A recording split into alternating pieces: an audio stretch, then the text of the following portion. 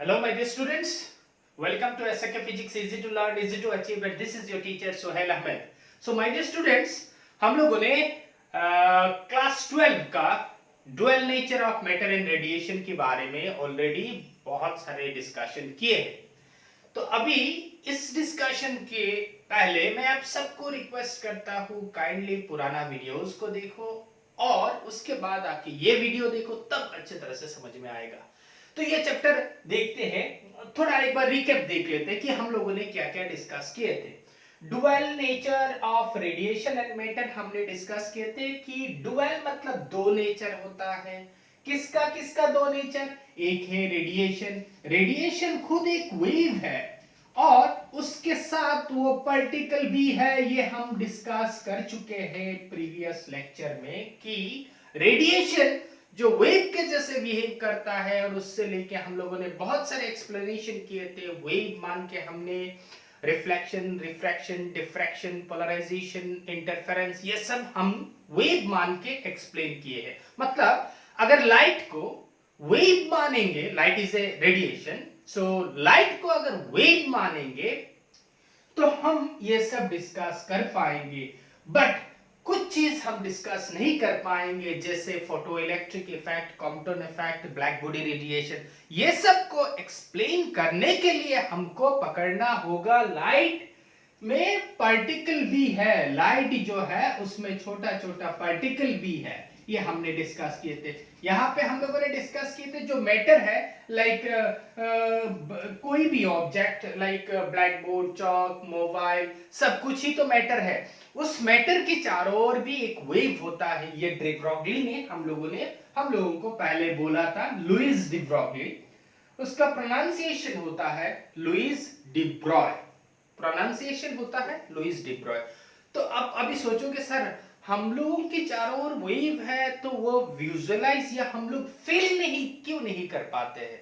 My dear students, हम लोगों के चारों ओर जो वेव है उसका वेवलेंथ हम लोग कैलकुलेट करेंगे और ये इतना छोटा होता है कि हम उसको मतलब कैलकुलेशन में लाते नहीं है, लेकिन होता है. तो हम लोग माइक्रोस्कोपिक लेवल का जो पार्टिकल्स होगा, लाइक प्रोटॉन, इलेक्ट्रॉन, उसके चारों ओर जो वेव है वो भी कैलकुलेट करेंगे और देखेंगे उसका वैल्यूज क्या आता है. यहाँ पे हम लोगों ने और डिस्कस किए थे कि एक important topic photo electric effect. तो फोटो इलेक्ट्रिक इफेक्ट क्या होता है? कोई भी एक मेटल, उसके ऊपर अगर लाइट गिरता है तो वहां से इलेक्ट्रॉन इजेक्ट होता है. जो इलेक्ट्रॉन इजेक्ट होगा उसका नाम होता है फोटो इलेक्ट्रॉन. जो लाइट गिरता है उसमें छोटा छोटा particles, light composed of small packets of energies. Each packet is known as photon. उसका हर एक पैकेट का नाम हम लोगों ने दिया था फोटन. लेकिन ये फोटो इलेक्ट्रिक इफेक्ट कब होगा? तब होगा अगर इसका फ्रीक्वेंसी थ्रेशोल्ड फ्रीक्वेंसी से ज्यादा होगा. सर थ्रेशोल्ड फ्रीक्वेंसी क्या? हम लोग भूल गए हैं. वर्क फंक्शन हमको मालूम है. ये हमने ऐसे समझाया था, ये चिंटू के मम्मी है और ये चिंटू है. चिंटू मतलब आप मान लो ये इलेक्ट्रॉन है, तो इसने इसको पकड़ के रखा. मम्मी मतलब मान लो प्रोटॉन है और ये मतलब इलेक्ट्रॉन है. तो वर्क फंक्शन टोटली जो है वो मटेरियल के ऊपर डिपेंड करता है. बाहर का जो लाइट आके गिरता है ना, उसके ऊपर डिपेंड नहीं करता है. वो कहाँ डिपेंड करता है? ये मम्मी और चिंटू मतलब प्रोटॉन और इलेक्ट्रॉन कितना जोर से खींच के रख रहा है, उसी को वर्क फंक्शन. कितना जोर से खींच के रख रहा है मतलब इस इलेक्ट्रॉन को हटाने के लिए कितना वर्क करना पड़ता है, उसी को हम लोग लगता है वर्क फंक्शन.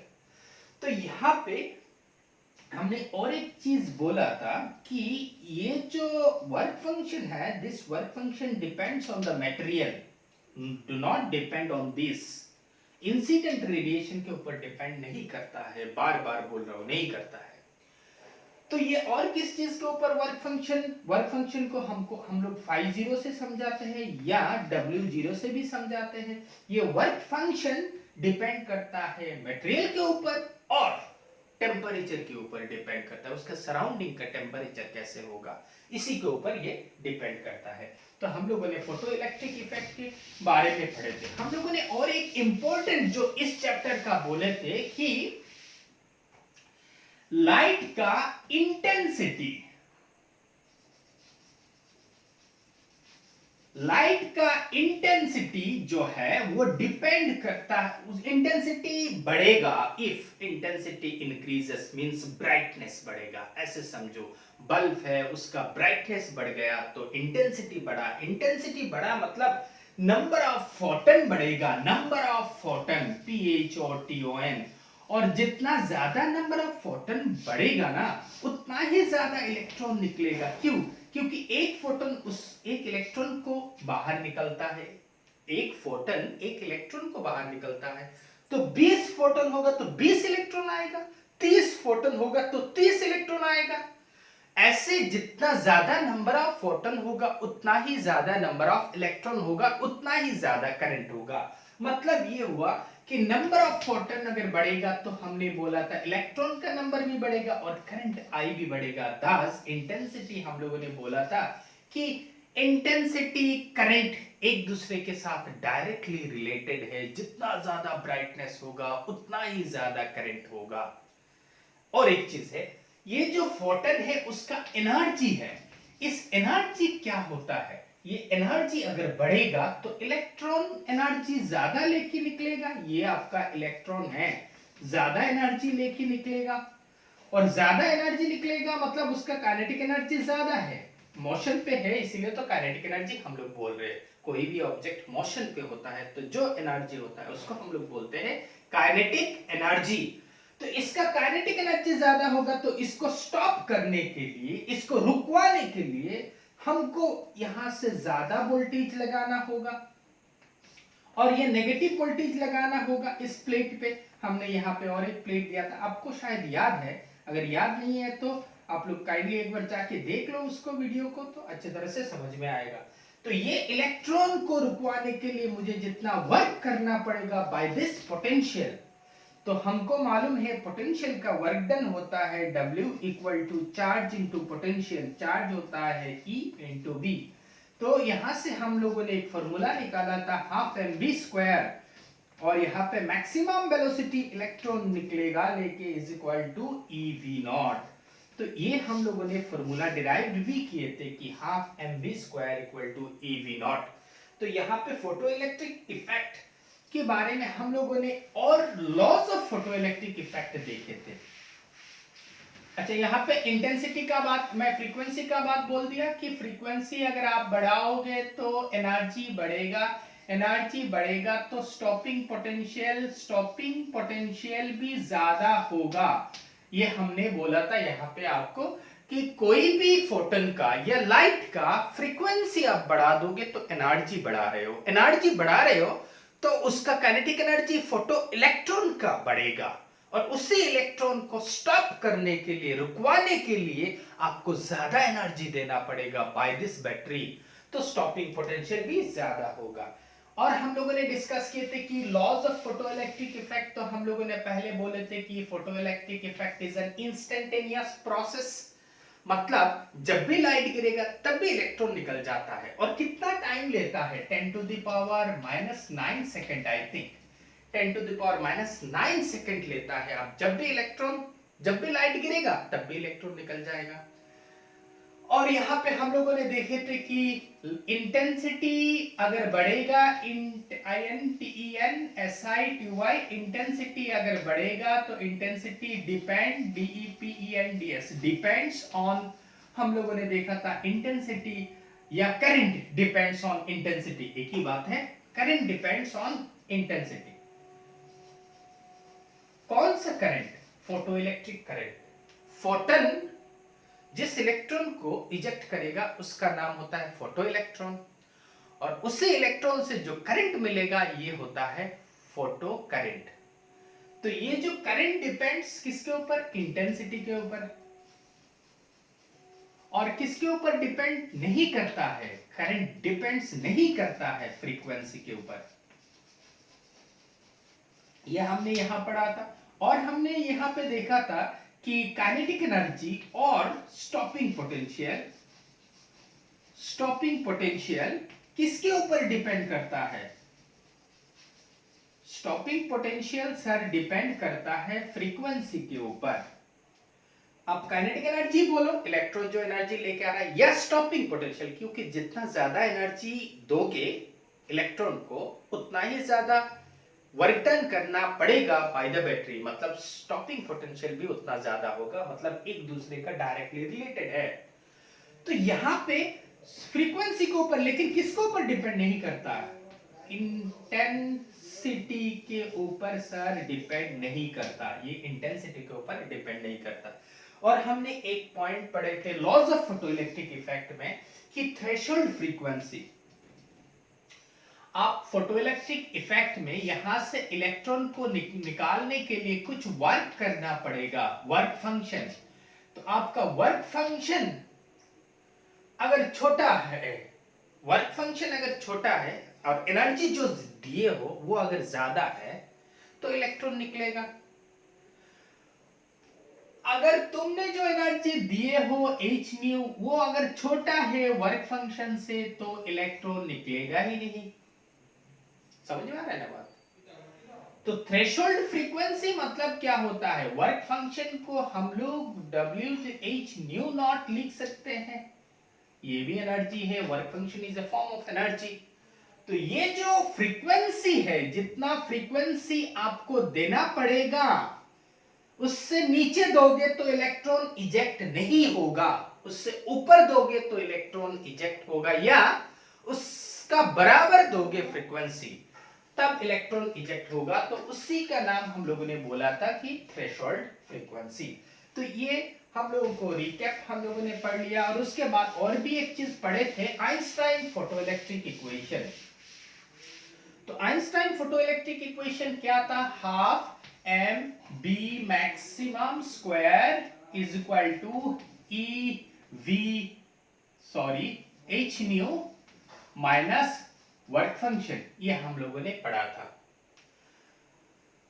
और हम लोगों ने ये भी देखा था थोड़ी देर पहले, half M B max square is equal to V nought, मतलब दिस एनर्जी और ये एनर्जी बराबर होगा तभी तो स्टॉप होगा इलेक्ट्रॉन, क्योंकि तुम किसी चीज को इस साइड से भी फोर्स दे रहे हो, इस साइड पे भी बराबर फोर्स होगा तो रुकेगा, बराबर नहीं होगा तो नहीं रुकेगा। तो इसीलिए यहाँ पे तुम इस इक्वेशन को ऐसे भी लिख सकते हो, E V nought is equal to H nu minus work function phi nought. तो यहां से हम क्या कर सकते हैं? यहां से हम लोग v not is equal to लिख सकते हैं h by E into nu minus phi not by E, ये हम लोग लिख सकते हैं।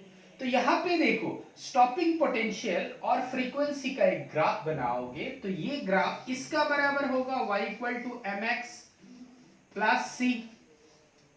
यहां पे m क्या है? स्लोप है, और y एक्सिस में कौन दोगे? Stopping potential. तो हमने y एक्सिस में स्टॉपिंग पोटेंशियल दिया, ये y एक्सिस है स्टॉपिंग पोटेंशियल, और यहाँ पे फ्रीक्वेंसी दिया। इसका ये जो फ्रीक्वेंसी है, इस फ्रीक्वेंसी में देखो स्टॉपिंग पोटेंशियल का जरूरत नहीं हुआ।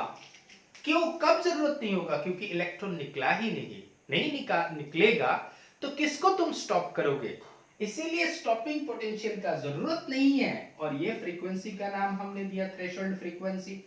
और इस एक्सिस को इमेजिनरी के हिसाब से यहां अगर कट करेगा तो ये जो पॉइंट है इस इक्वेशन के साथ मैच करके देखो, ये C क्या होता है? y एक्सिस में जो कट करता है वही पॉइंट। तो यहाँ पे आपका y एक्सिस में कट जो कर रहा है ये होता है minus phi not by E, minus phi not by E.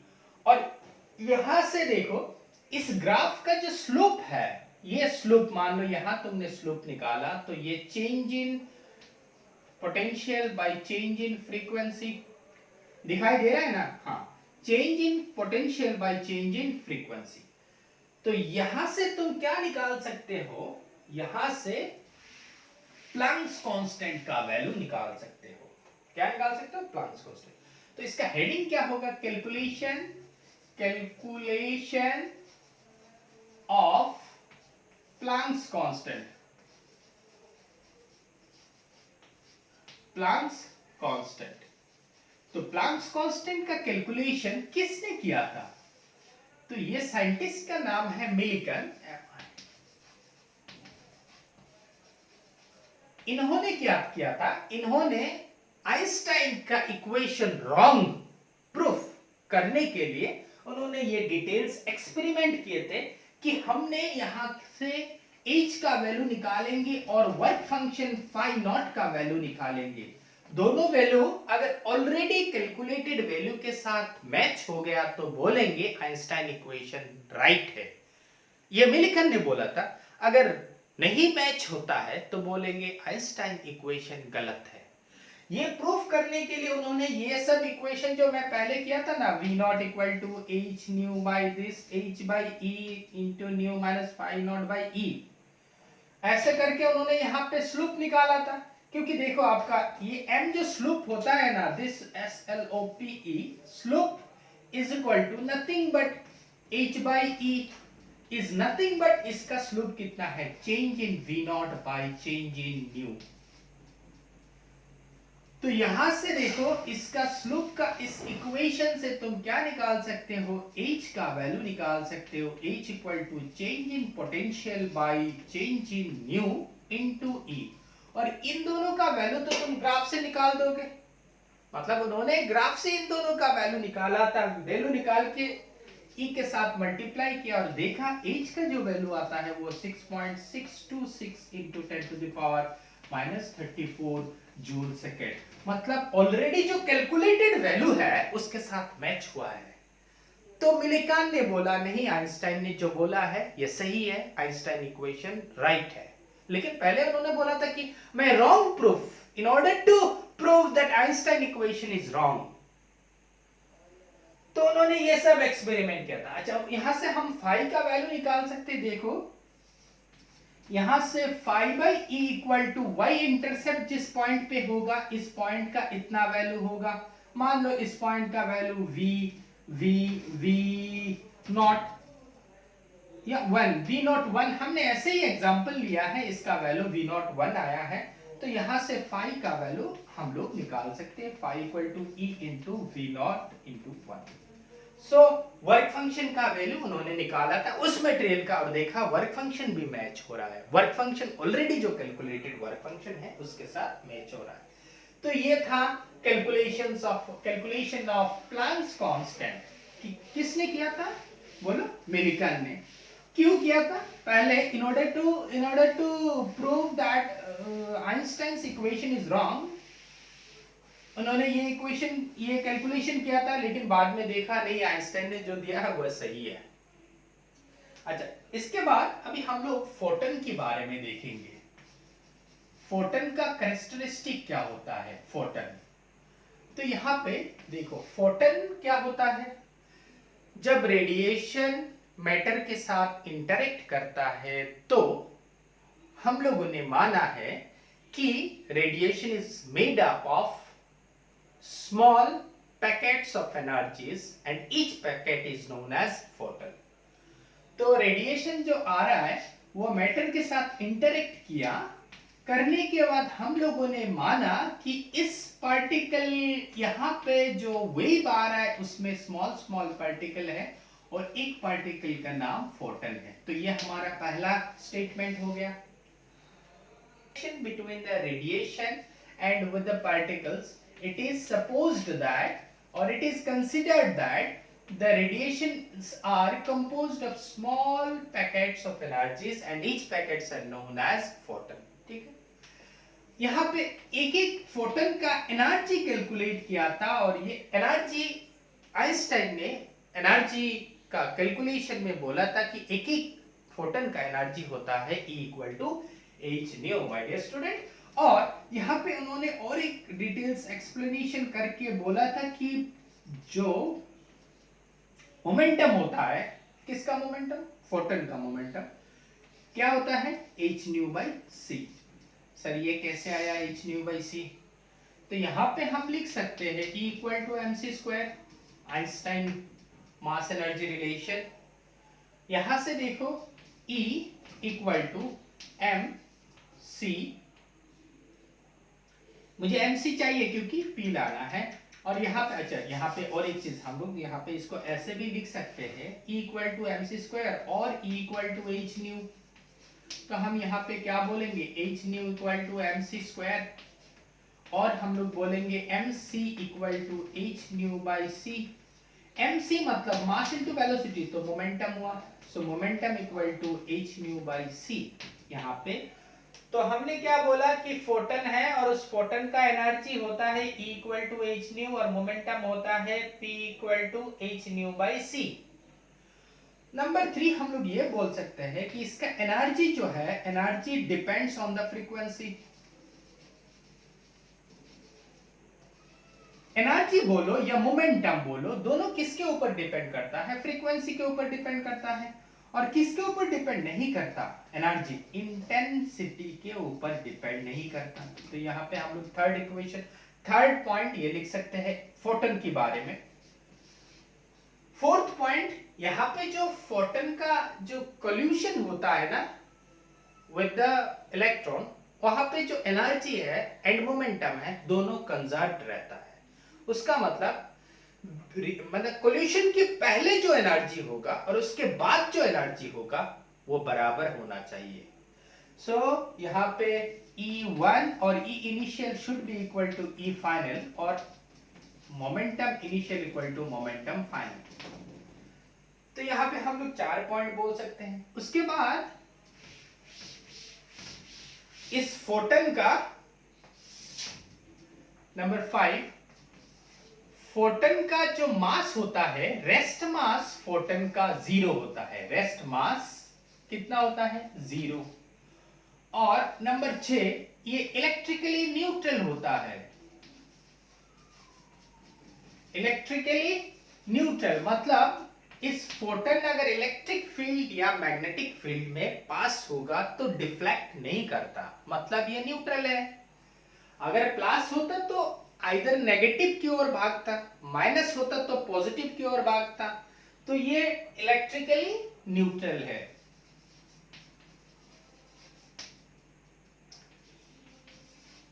Foton और फोटन एक दूसरे के साथ जब इंटरेक्ट करता है तो नया फोटन प्रोड्यूस होने का चांसेस भी है।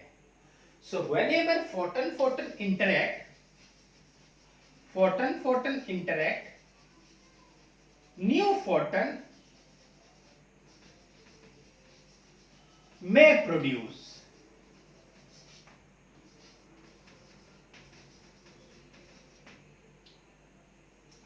तो यहां पे हम लोगों ने ये 7 पॉइंट फोटन के बारे में पढ़े थे। क्या क्या पढ़े थे, दोबारा बोल रहा हूं कि फोटन रेडिएशंस जो होता है, उस रेडिएशंस का पार्टिकल का नाम फोटन होता है, उसका energy equal to H nu, momentum ये होता है। एनर्जी डिपेंड करता है फ्रीक्वेंसी के ऊपर बट डिपेंड नहीं करता, ये नहीं करता इंटेंसिटी के ऊपर। और उसका एनर्जी जो होता है, ये energy initial energy equal to final energy होता है, initial momentum equal to final momentum होता है। मतलब कोल्यूशन जो होता है इलास्टिक कोल्यूशन होता है। ये सिंपली लिख सकते हो इलास्टिक कोल्यूशन। रेस्ट मास 0 है, न्यूट्रल है। फोटन इंटरेक्शन के टाइम में नया फोटन प्रोड्यूस हो सकता है। और एक चीज, एक पॉइंट हम लोग बोल सकते हैं कि all photons have same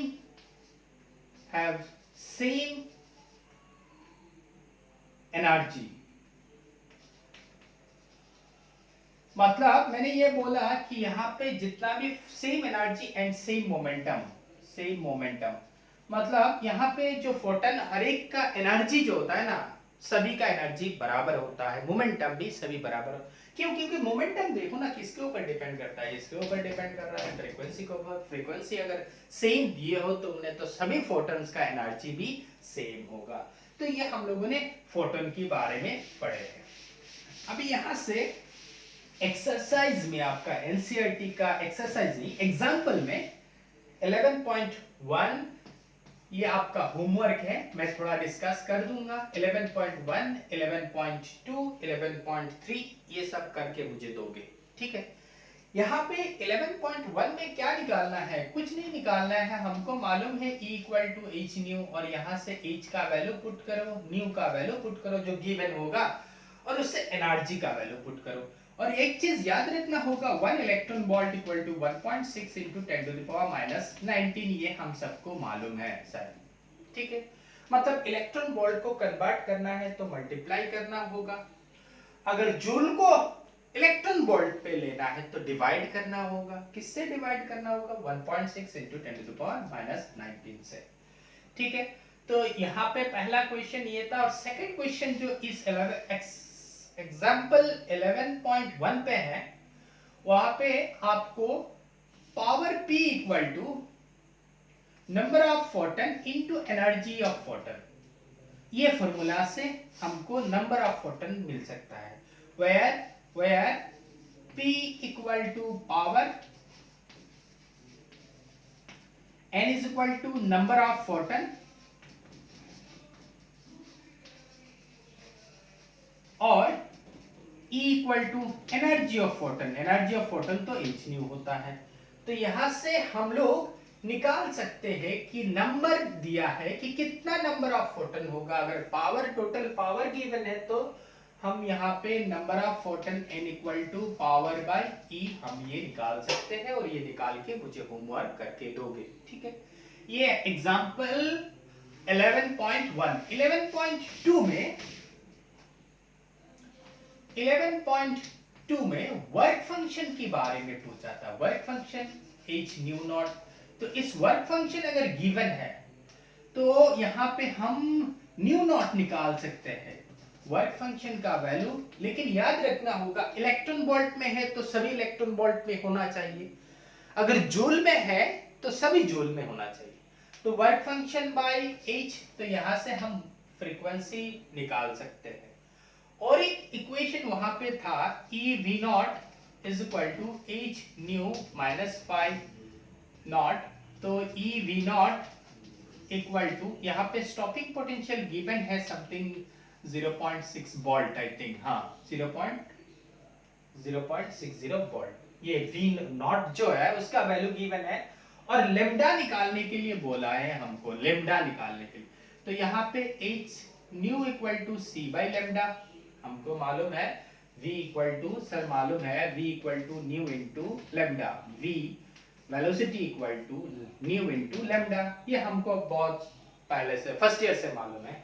तो यहाँ से अगर लाइट का होगा तो c equal to nu into lambda, तो यहाँ पे nu equal to c by lambda हम लोग लिख सकते हैं सर, तो c बाई लेम्डा लिखा माइनस 50, ठीक है। यहां से देखो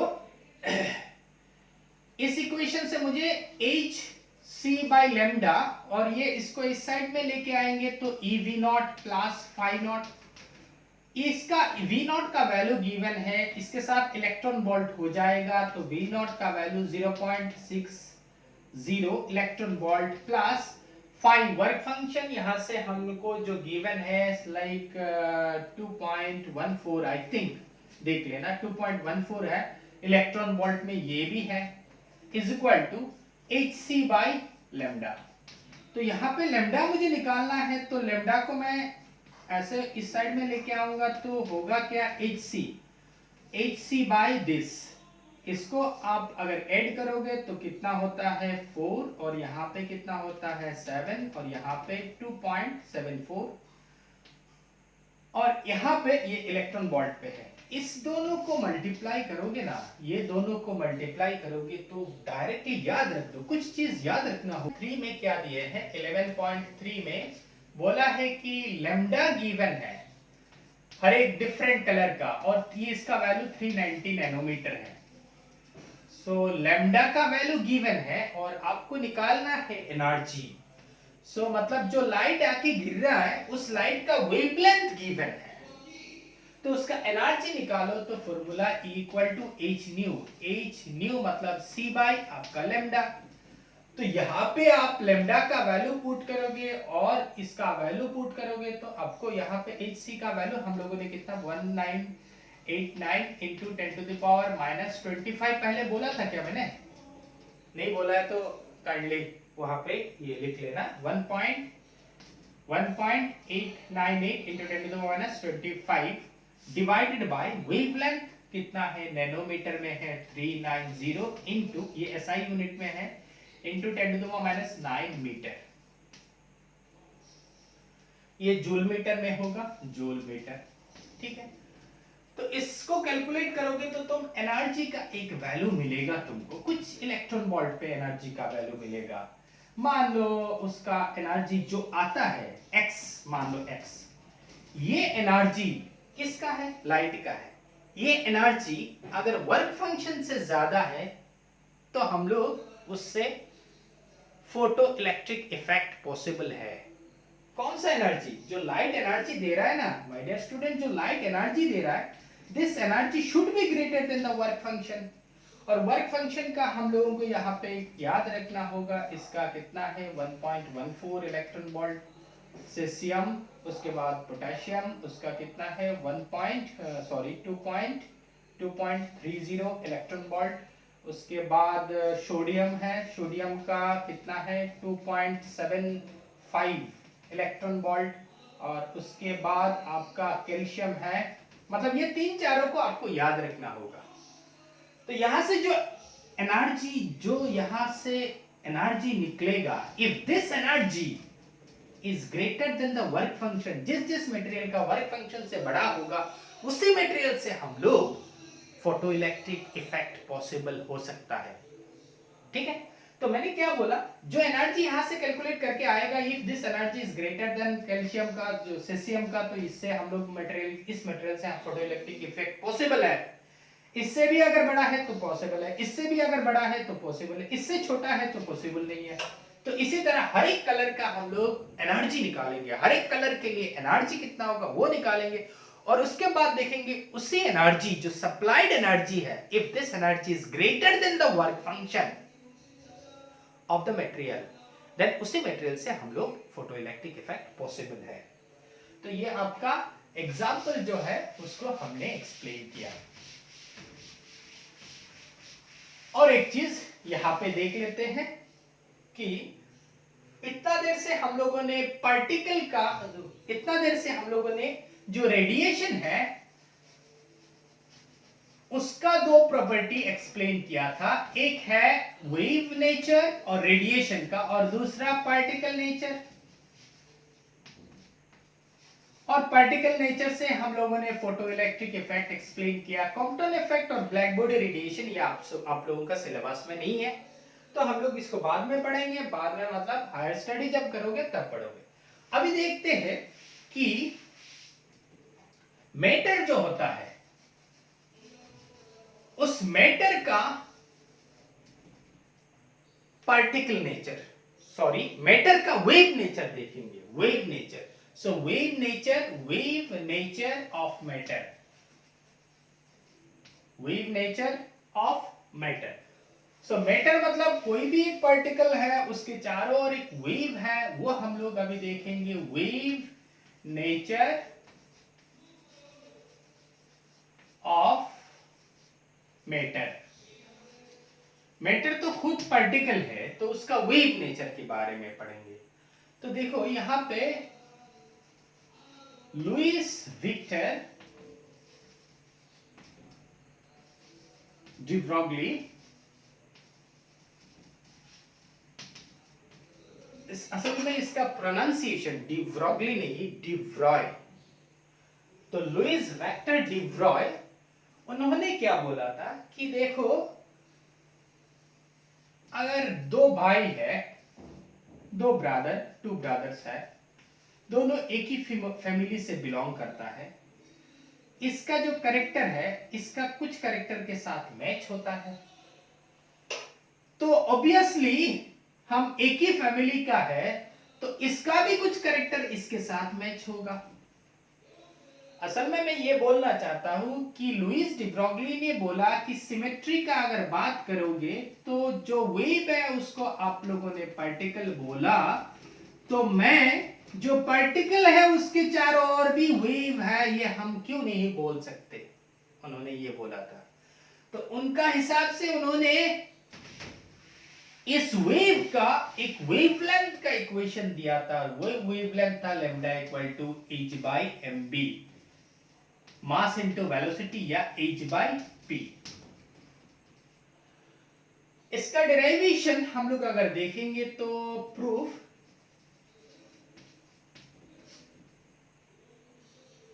इसका डेरिवेशन अगर हम देखेंगे तो कैसे होगा, हमको मालूम है E equal to M C square,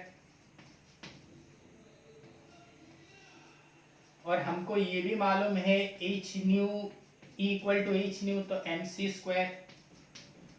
तो यहाँ पे क्या होगा, H न्यू बाई सी, यहां से एक सी यहां लेके आते हैं तो एम सी होगा। एम सी मतलब मास इंटू वेलोसिटी मतलब momentum. So H nu by C equal to mass into velocity means momentum. और हमने थोड़ी देर पहले बोला था v equal to nu into lambda, so c equal to nu into lambda. तो यहां से हम ये बोल सकते हैं कि c बाई न्यू अगर होगा तो इसको हम लैम्डा बोल सकते हैं। तो c बाई न्यू उल्टा आया है ना, c बाई न्यू उल्टा आया है तो हम सभी को उल्टा देते हैं। तो c by h nu equal to 1 by p। तो यहां पे c by nu equal to h by p और lambda equal to h by p। So ये प्रूफ हो गया इनका इक्वेशन का। सो अगर क्वेश्चन अगर आ जाए कभी बोर्ड में भी, कभी कभी आ भी सकता है, तो हम लोग लिखेंगे let us we know from Einstein mass energy relation E equal to mc square where m is the mass of the object, c is the velocity. We also know energy is equal to h nu, E where h is the Planck's constant, nu is the frequency। दोनों को equate करके ये लिखेंगे also v equal to nu into lambda। तो ये proof हम लोग कर सकते हैं। तो यहाँ पे देखो lambda equal to h by M B. मैं पहले एक चीज बोला था आप लोगों को कि बड़ा बड़ा ऑब्जेक्ट का वेवलेंथ इतना छोटा होता है कि हम लोग उसको माइनस नेग्लेक्ट करते हैं। तो यहाँ पे बड़ा नहीं लेके कम से कम एक ऑब्जेक्ट ले लेते हैं 1.2 kg का, 0. उसका मास लिया हमने इतना, और उसमें वेलोसिटी 20 मीटर, बहुत कम लिया, 20 मीटर पर सेकेंड। मतलब हमने एक ऑब्जेक्ट लिया और लेके देखते हैं कि उसका वेवलेंथ कितना है। तो वेवलेंथ जो तुम कैलकुलेट, ये भी होमवर्क है, वेवलेंथ कैलकुलेट करके मुझे बोलोगे। तो इसका वेवलेंथ, ये होमवर्क है, उसका वेवलेंथ का ये सब वैल्यू पुट करके मुझे बोलोगे कितना आता है।